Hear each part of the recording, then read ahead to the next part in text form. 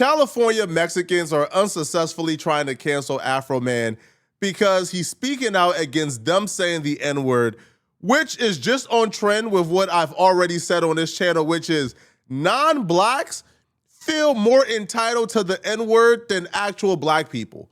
Have you ever tried to tell a LA Asian they can't say the N-word? They will smoke you, right, if you tell them they can't say the N-word. That's how entitled they feel to that word. So when Afroman did an interview with Channel 5, and Afroman is relaying why he don't like anybody using the word, especially non-black people, the Mexicans were very unhappy about what he had to say. He even spoke on Lefty Gunplay as well. And another thing I wanted to talk about too is I saw you don't say the N-word in your music. What kind of prompted that choice? Well, first of all, the N-word is the most, I'm trying to find that word that's said in the dictionary. It's the most offensive word in the English language. I don't like being greeted with it. I don't address my brothers and sisters with it. Like, if you're on the Lakers, you're not gonna say Lakers. Or if you're an Englishman, you're not gonna walk around saying, hey, what's up, Limey? You know what I'm saying? If you're a Mexican, you're not gonna walk around going, hey, Beaner, what's happening? Yeah. You know what I'm saying? I don't feel black people should disrespect the home team. It's because I watched the full interview that I kind of see it as absurd that they're trying to cancel this man. Because if you watch the interview, he actually held black people accountable first. He actually spent a large portion of this interview talking about how black folks can be better. You know, I know in America, they hear it so much. Like if I had a bunch of give me a bunch of white kids. All right, they're all right here. Yeah, they're all give them to me as babies. Here you go. Right, all right. And I when I see it, I say, hunky, hunky, hunky, hunky, hunky, hunky, hunky. I separate them from the older white people that love them. The older white people that's gonna give them dignity and pride and say, hey, we're Americans. We're white people. I separate them from them people. And I got them over here in my little chicken coop. And I'm like, you're a honky, honky, honky, honky, honky, honky, honky, honky. What are those little white kids gonna grow up saying? Cracker, honky. And then they're gonna shake, they're gonna be like, what's up, my honky? They're gonna have pride when they say it. Like, what's up, honky? Yeah. Innocent and uninformed, because I done separated them from the people that will give them the dignity and pride not to say that. So I'm thinking hundreds of years ago, the black people that couldn't speak English, nigga, nigga, nigga, nigga, nigga, nigga, nigga, nigga, nigga. Sometime I watch a movie, the slave would be like, whose nigga is you? You know, they don't know no better. They don't know they're the original man God created. They don't know they invented the pyramid. They don't know the Moors took knowledge to the Greeks and the Egyptians and the Moors brought knowledge to Spain and Europe. They don't know they're these intellectual people. All they know is what this guy that don't like them told them. That's my reason why I don't like the N-word. I don't think black people should call themselves that. I guess that's it. So if this man spent a large portion of his time breaking down and explaining why he don't think black people should use the N-word, why would any other race feel offended that he says they shouldn't use the N-word? Now, the argument for other races, like when we bring up, hey man, like, you know, like Mexicans or Asians, they wouldn't appreciate if a black man walked up to them and called them racial slurs. Their argument is, well, there's no racial slur for us that's used at a term of endearment. And then our response is, yeah, that's because you guys don't have the history that we have, right? Y'all don't have a word that was used to dehumanize you on a systematic level, right? A word so terrifying that we had to take it and use it as a term of empowerment to get rid of generational trauma. Y'all don't have that. Y'all was never 3/5 of human beings. So that's our response. And right, like no other race can really identify with what it means to truly be called the N-word and truly be considered the N-word. I'm not talking about growing up in a black community and black folks consider you one of their own. I'm talking about this country and this system truly seeing you in their lands as an N-word. If you don't know how that feels, you can't feel entitled to that word. That's just my opinion, though. Now, I rock with my Mexicans, I rock with my Asians. I personally have Mexican friends who use the N-word, right? I'm patient. I'm giving them time to grow, right? Steven used the N-word. Duno used the N-word. Lush, one who's an honorary Mexican, he used the N-word, right?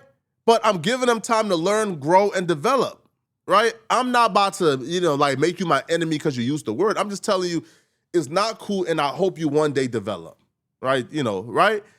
Now, Afroman goes in, and what he speaks on is actually something that's more so LA and California specific, because he speaks on the prison system and how Mexicans and blacks treat each other in prison and how that differs to them on the street.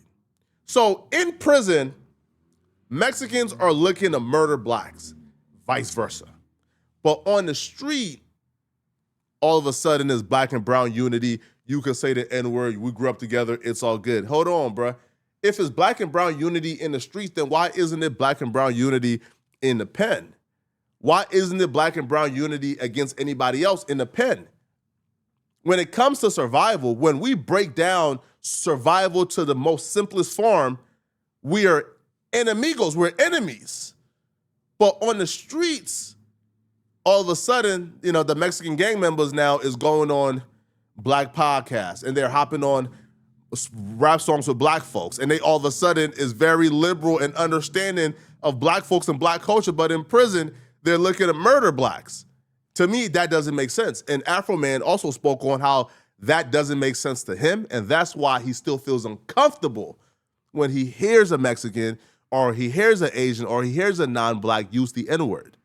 I guess growing up, and I grew up in what they call a diverse environment where it was used a lot. And I was always told that it was a way of reappropriating a word that was used to dehumanize the community. So it's like by using it ourselves, we're taking that power away. Okay. All right. I'm going to piss on you, and I'm going to tell you it's raining. Is that rain just because I say it's rain? No, that's piss. I salute the brothers that tried that. And I understand, ain't nothing wrong. Like if I stick you with a pin, it's typical if you jump. I got to salute a brother that don't let the N-word hurt him. He use it. He get with him. Like, you can't hurt him like that.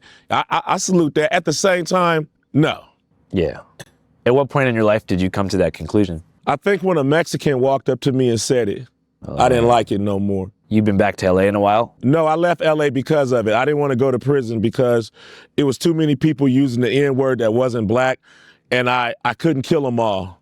So I knew I better leave before, Well, Mexicans in East LA don't typically say that. A real Mexican don't say it. You got the, I don't know, whatever. People hate us, but they imitate us. I'm going to say that again. People hate us, but they imitate us. You know what I'm saying? My dad said black people invented low riding. He said it was like in the 50s. And he said black people used to wear zoot suits. He said black people, the black jazz musicians, used to wear zoot suits. And he said that, the Mexicans that play the oldies, Motown, they play them now. They play them, like if I dig up Smokey Robinson, it won't be a picture of Smokey Robinson on YouTube. It'll be like 5 cholos standing there, and I'm trying to, when I pull up a Smokey Robinson video, that's how much they done embraced and intercepted Motown and all of the classic soul oldies that black Americans made. You know what I'm saying? People hate us, but they imitate us. You know what I'm saying? So I was listening to that lefty guy talk. He was like, yeah, in the penitentiary, we got ours. We let the blacks know, you guys are over there, but we got ours. Oh, but when he gets out the penitentiary, he wants to rap like the black guys he want to kill in the penitentiary. This is like when we were in middle school and high school and we were afraid of being chubby chasers, right? Like we bullied the big girls in school and we pick on them, and then out of school we're hitting them up at 2 a.m. to pull up. That's what this is, okay? So when you are in prison with the gangbangers and the gang members, and there's real prison politics and there's real gangbanging going on, you don't rock with blacks. And you NK. You in the streets all of a sudden, you love us and you want to use the N-word and you feel like you should use the N-word because you grew up around black folks. It doesn't make sense. But now, again, to be fair, I haven't heard Lefty Gunplay use the N-word. But Lefty Gunplay has acknowledged that that his sound is heavily influenced by black rappers. Lefty Gunplay did, notoriously say that he won't allow his daughter to bring a black guy home. Now, I don't think that was too controversial because I've heard a lot of black people say they want to allow their daughters to bring a white guy home. So if we can say it, they can say it as well. But nonetheless, though, that already tells you the mindset isn't left in prison. That like that mindset like still exists in the real world. But when you're in hip hop, you kind of have to conform somewhat, right? You can't be no NK gang banging anti-black prisoner as a Mexican man in hip hop. You won't get far at all. Now, Afroman, did make some claims that did piss off a lot of Hispanics when he says, like, La Bamba was created by a black man. I don't know if that's true, and I'm not about to do my deep research to find out who wrote La Bamba, but things of that sort really pissed off Mexicans as well. No, keep that same energy when you get out the penitentiary. No. Don't come over here using our rap music. You go over there and sing La Bamba. And a black dude wrote that from what I heard. You know what I'm saying? So I ain't mad at him. It's like just all that N-word using, and then the black people that give other races the green light to disrespect us. Like, California, I love my hometown, but it's a lot of stuff there, that I don't like. You know what I'm saying? I'm gonna go back, but like I gotta live out in the desert. I need a whole lot of space, and I gotta drive around to my love. I just can't just be out with like random people drinking and just saying whatever, whatever. But you feel like the popularity of the music is the driving force behind the appropriation of black forms. I think brothers should have thought about it. I think NWA should have been brothers with an attitude. Yeah. Instead of, we all get it. I get it. We was all mad. And one time I called a girl and she turned around. She said, I'm going to show you a. You know what I'm saying? So like, I think a lot of black people kind of got that attitude like, oh, we some niggas? Okay, all right, we gonna show you some niggas. We gonna burn all this we gonna and so they just running with that junk. But I think we should have just held on to the brothers. Because now, you got all kind of non-blacks just using the N-word and, I don't know if they would have got the record deal if it was BWA. They could have said F the police they would have got it. You don't think that there was like a conscious agenda behind promoting some of these words on like a corporate entertainment level?